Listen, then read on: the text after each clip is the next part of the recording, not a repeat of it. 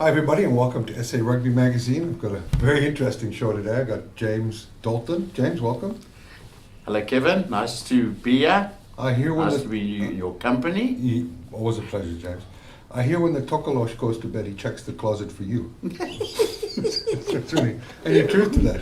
Well, if you look at my mask, Yeah, it so could we're be gonna the case. Okay, it is true. Nice grin. And Mark Keohane. Mark, it was always nice to have you here. Thanks. Let's chat about the Stormers and all this confusion around this American consortium coming into the country and I read News 24 today. Not that I believe everything I read on there, but the gentleman that's coming in, he's coming in for these talks. Now, it strikes me as funny that he says there's a simple conversation. Are they going to give up control? If the answer is no, then he walks out of the boardroom. Seems like a long way to come for that question, Mark. Yeah, he has come to visit his mum in Durban. Okay. And so I think while he's in Durban, he's going to take a flight to Cape Town and meet in person. It's a very simple thing. Either province gives them the okay and takes the money that they put on the table, or there's no deal. And that's what province have been arguing. They've done everything, including cold, selfish, incompetent, all the names under the book. So usually when I'm negotiating with a company, I don't usually do those things to the person I'm negotiating with, get it out in the press that they're incompetent and selfish. Well, I think the history shows they certainly haven't acted in the best interest of the province. I mean, you can even see with the exit of the old funder, Mr. Rupert, Yeah. who abandoned them and went happily to the Bulls. Because If you look at their history, they want that controlling share simply for where they don't want or need to be accountable for how they're spending or where they're spending the money. So let's be honest. Yeah, look, I heard a rumor, and heard many rumors, but I believe that Theo Wakefield went over when they went to their warm-up Super Rugby in France. Him and an entourage went. They had to leave 5 or 6 players behind because so that's correct. they wanted a trip overseas. So there's no accountability. But Mark, what say you on Zelt Murray? Yeah, look, I think it's very politicised with Western Province Rugby. And I think the fear that was seen among the Western Cape clubs, and primarily the coloured clubs, is that this is a white takeover again of Western Province correct. Rugby. And it is very white. Everyone that's been linked to this deal is white. And my understanding is that they got a lot of the senior players on board, offered them share options, offered them various kind of financial incentives. And the minute players start dictating what's going on in a professional franchise, well, that's a disaster. Well, I think there's also a bit of bullshit involved in there as well, because we were chatting off air about Cheslin Colby. He didn't get an increase this year in salary, and he's probably the best player in the world right now. Yeah, I mean, there's a lot of threat that goes on in South African rugby, especially down here, when you've got a lot of Springboks who say, we're going overseas, we're leaving, we won't stay here anymore. No one wants anyone overseas at the moment because no one can afford anyone. As Kevin was saying, Cheslin Colby's contract wasn't increased, not because they didn't want to, it's they just couldn't. Because of The money's just not there. conditions. So if you're looking at some of the top premiership players who are on £350,000 a year, they're on £180,000 now. So if you've got a player in this country who's on R6 million a year, living in Cape Town, living in the comforts of his home, why is he going to go overseas for marginally more to prove a point? So there's a lot of threats and player revolts that have been put out there. It's all nonsense. I personally, I've said this all along, it has to be privatized. That's where rugby has to go. I don't think this is a particularly good deal for Western Province, and I've said that all along. It's $6 million, which is petty cash for these guys. Translated, it's over $100 million. And I know Dobbo just loses it every time he hears me say this. But they're connected with Rock Nation as well, who also represent SEA. Yeah. So it's again this, but we're worth nothing. These guys are coming in, but they're coming in short term then. Yeah. Don't sell your business or sell your soul for short term. Sell it for big and then get the hell out of here. But it's not only that. It's about, okay, this money comes in, where does it go to? Because they always seem to be running out of money. It goes to player salaries, and that's the problem. You can't build a franchise where most of your expense is just to player salaries. Well, it's like having a pot, you fill it, but it's got a few holes at the bottom, and the water trickles out, and you've got to keep filling it. Well, someone argues that it has no bottom. Yeah, and then you also get them getting an ex-politician involved, Well, who was hardly capable just to do that political role, yeah. sufficiently. Look, you have a situation where I agree, Jim. there's so much, there's so many things you can throw at the Western Province executive, at the Western Province leadership, and everything will stick. And I think that's what's giving these guys the ammunition and the fuel to say, great deal, incompetent fools aren't taking the deal. It goes a lot deeper than that. But So, don't you find it strange that they're putting that out into the press beforehand, before sitting down at that meeting? I mean, whether the article that I read talked about that it wasn't them that reached out to Western Province, it was Western Province that reached out to them.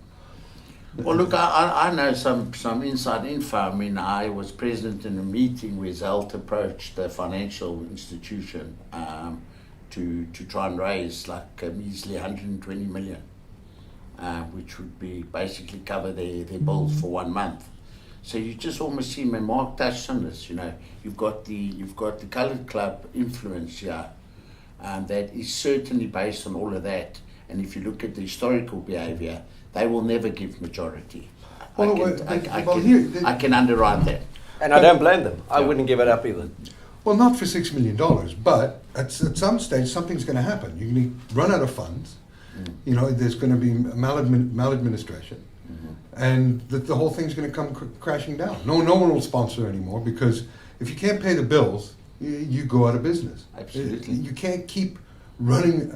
Well, Kevin, let's be honest. If I don't have control and say over where my money's going to be spent as an investor, why would then invest? I agree, James. You wouldn't. No one's going to go in. No one. And I mean, no one's going to go in there and get 49%. No. And the value of the Stormers, just by default, is going to increase hugely from next year onwards when they play in the Northern Hemisphere and they play in pro rugby and with the potential to play in the European Championship. Well, the potential's there, and I think that it is more valuable now that we're going to the north. Well, like I always said, you put in an hour here, you get R1. You put in an hour in the Northern Hemisphere, you get 20 Rand for the same hours. So certainly the commercials make sense. Well, it's going to be. But also in getting there is what is the Stormers at the moment are doing so much reputational damage to first of all their business ethics and their business credibility, and then obviously their performances. So one would argue what ethics have they ever shown in the last 4 years? I was going to say that as well. I don't think they can do any more damage. Really, I mean, they've been in the firing line for the last decade. Short of burning Newlands to the ground. They can't even get that right in terms of what that is worth. And if you think of all the properties that the Western Province Rugby Union owns, they should be the wealthiest franchise in the world. Well, that's probably the only reason that they're still trading right now, because of the asset that they sit on. Yeah. Otherwise, if they were a real business, they would be trading recklessly from a cash flow point of view. They don't know how it would be each month they're going to pay the bills. So I mean, it's a real mess there. And rugby again, and the South African public needs to understand this as well. We only have the financial wherewithal for tops 120 professional players in this country. At one stage we had 700. When Rusty came in, he actually sliced and diced that thing. And of those 120, there should be a ranking structure of you're on something, James, and your agent can go and actually negotiate you anything because you're the best in the world. You're on something else, and I'm a newcomer that comes in. I'm very much third tier.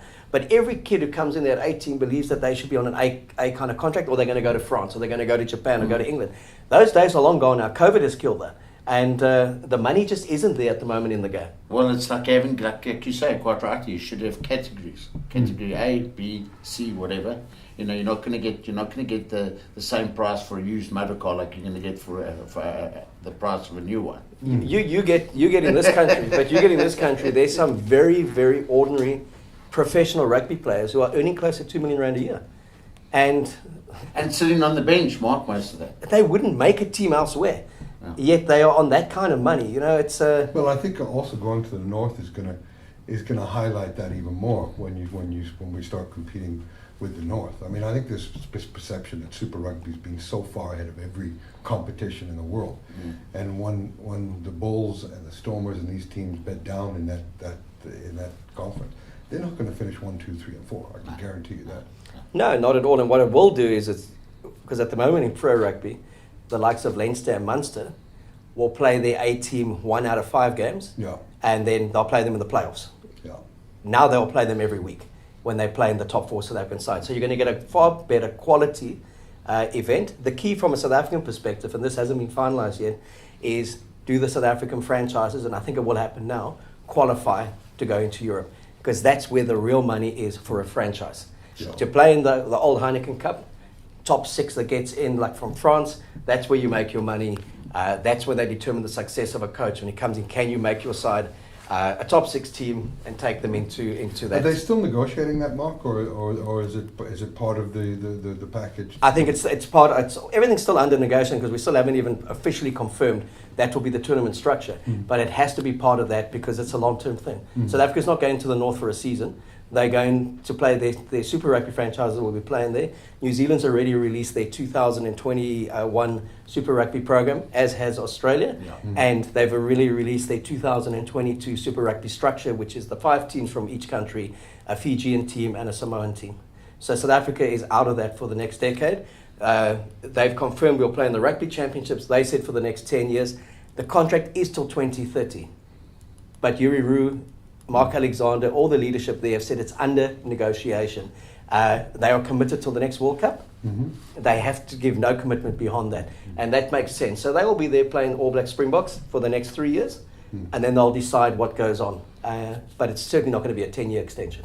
I would hope not. And if our Super Rugby teams are playing in the north, I would suggest that the Boks look to go north as well. They can always arrange. Who cares if they play Australia? But they can always arrange games against the All Blacks, which the world wants to see every 2 years or two. Absolutely. Great. Well, I think the less you see like All Black South Africa The more contest, the more gravitas and the more value will be in those games. The higher the value of the sponsorships will be. Yeah. So it just enhances those rivalries where you can command bigger paychecks. Look, and the You're so New straight, Zealand, Kevin. I mean, you even look at our Super Rugby teams in the old concept, hardly performing against the New Zealand teams. Apart from maybe 15 years ago where we won 3 titles. Now going north, how competitive are we really going to be? Well, I would, the biggest, the most ill-conceived part of the Southern Hemisphere Super Rugby was the traveling. South African teams going there regularly took beatings in New Zealand. Yeah, it was ridiculous, the travelling. We were always away the extra fortnight. Yeah. And you look at, if you go back to a lot of those league tables, a lot of the playoff places, the difference was 4 league points. So New Zealand teams would come in. It was only in the last few years that they changed it, that they'd have to go to Argentina and Australia on the way home. So they play 2 here, play 1 Argentina, 1 in Australia, and then go home. And then they were like, this is the craziest schedule ever. It's what our guys were doing all the time. It's like a tournament that was imagined by Inspector Clouseau, who threw things at a map. Let's get Argentina involved. Let's get, Let's get the Sunwolves involved. That was ridiculous. No, look, it was a concept that was overcooked, overdone, a long time in coming. And I have to say, like a bit of insider trading here, you make mention of the travel. When I played in the super competition, it wasn't about the travel. The travel wasn't even a thing. They were just better than us. They just stuffed us up because they were better rugby players and better rugby teams than us. Wow. So, for me, the travelling didn't affect me. It might be a psychological thing, and it might be a thing like you say, every rugby field is the same. It's got 4 lines. So you're finally confirming that 15% historical win rate was down to inferiority. Which 15%? The 15% of the Lions. 15% of which cake? So, what would your advice be to Zelt with this guy on the magical carpet ride coming in with $6 million? Mark, what would you say? I don't know if you've ever seen the movie The Castle. How much for the jousting sticks? Yeah. Tell him he's dreaming. What a great movie.